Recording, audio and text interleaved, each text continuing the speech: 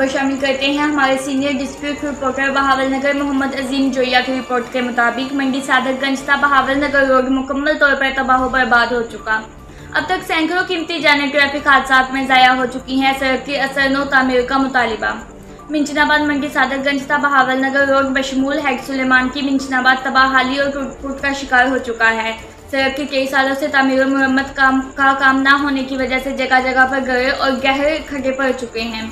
Traffic का दबाव होने की वजह से आए दिन हादसा रूनुमा होने लगे, बल्कि अक्सर बेशतर हालात की वजह से आए रोज़ कीमती जानें ज़ाया हो रही हैं।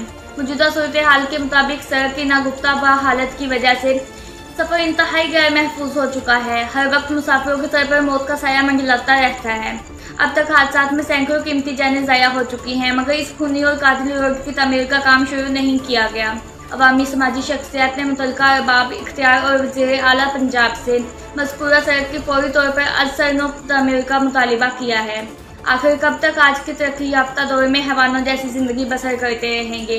सफ़र को महफूज बनाने के लिए हैड सुलेमान की मिंचनाबाद मंडी सादतगंज था बहावलनगर तक हंगामी बुनियादों पर मियारी शाहरा की तामीर को यकीनी बनाया जाए, ताकि आवाम को मुनासिब और प्रॉपर महफूज सफ़र की सहूलत मुयस्सर आ सके।